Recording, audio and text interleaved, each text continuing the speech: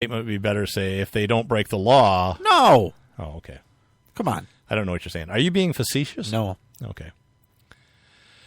So there's what, WeMe now or MeWe? Yeah. MeWe. Yeah. Did you see the? And by the way, our good buddy attorney Stephen Doolin pranked a lot of people with this. But did you see the article that said Facebook closing on its new purchase of MeWe.com? I didn't see that. Yeah. That's funny. It was fake. MeWe is supposed to be an alternative to Facebook, just getting off the ground. And I suppose, and I guess they're not anti-gun per se, or at least neutral. Yeah, it'll work as well as like gunpal.com and some of those other. Yeah. People aren't going to go there. The vast majority of people are not using Facebook to buy and sell guns. Right. So they're not going to go anywhere because they don't give a damn. Right, but it's not just the gun issue. The MeWe is trying to build their company on privacy.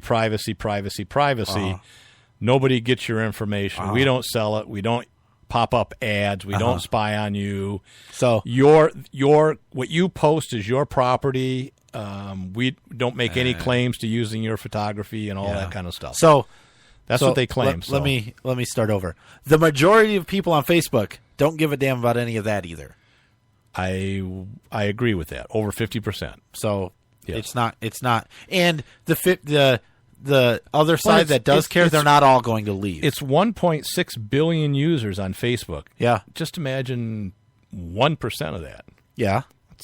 That's so good. So that company could do pretty well. I agree. That's I think what it's I'm fine. thinking, yeah. What I'm saying is there's not going to be a mass exodus from Facebook that causes Facebook to rethink their policies. Oh, I don't know. I don't know that. There's going to be people like me who are still going to use Facebook because it's convenient. I don't think anybody's making that claim that it's going to replace Facebook. I think it's an alternative, and that's what competition is about. Alternatives are good, and that's what MySpace is still around. About.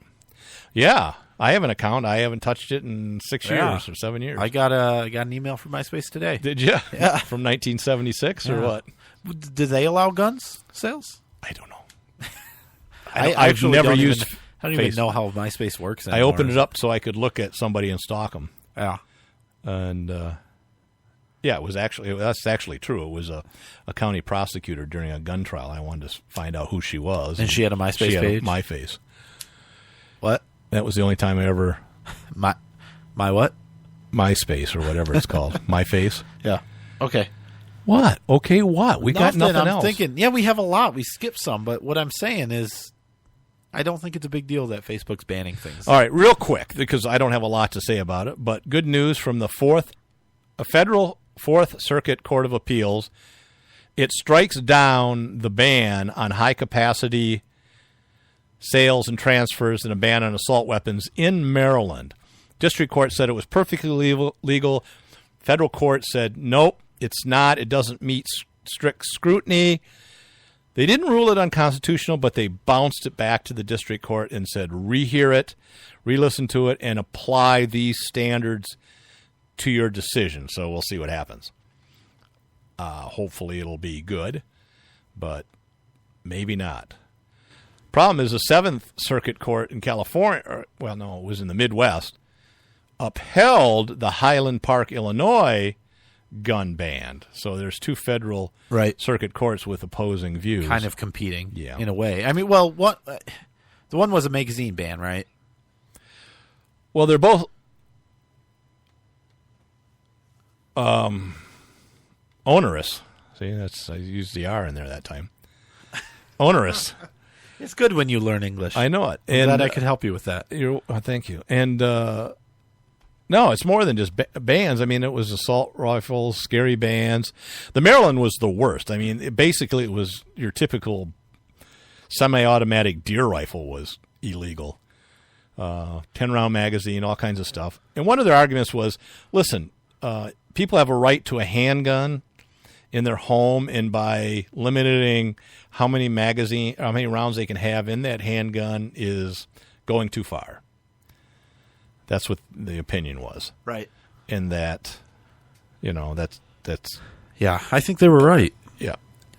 So we'll see what the district court does. They'll finagle. I think it'll end up going back again.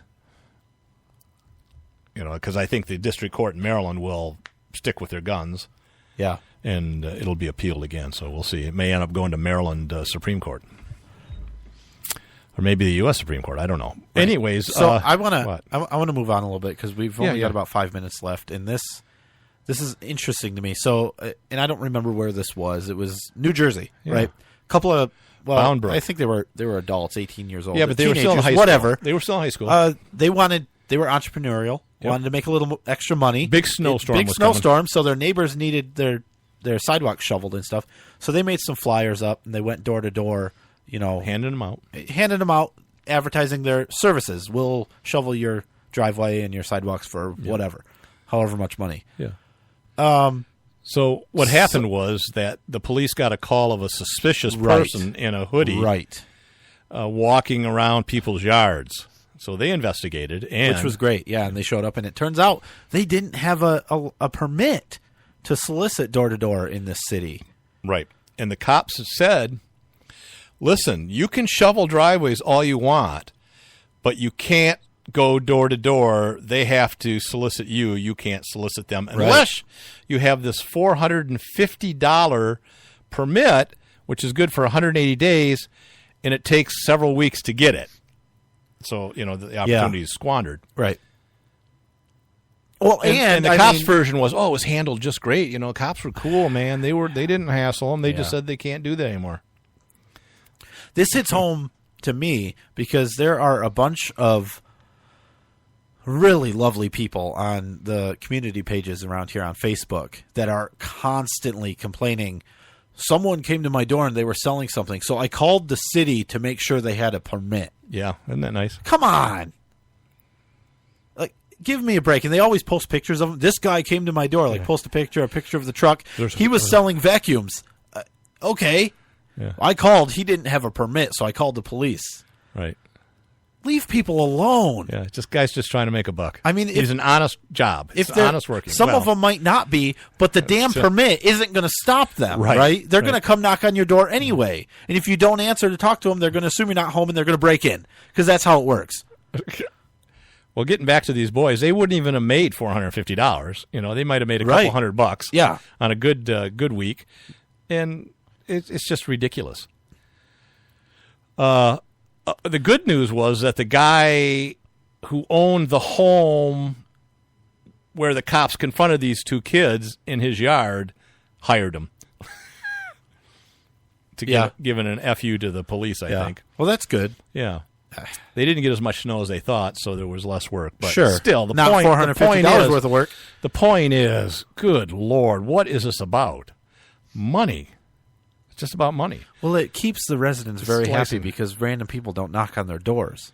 Oh, my goodness. Now, I will tell you, it is awfully annoying when the dude with the meat in his truck shows up and tries to sell you meat. Yeah. But he has a damn permit. So it doesn't do me any good, right? Because it's a larger business. Right, they can afford which is your point. They can afford the permit to walk around town with all these people who, don't knock on my door.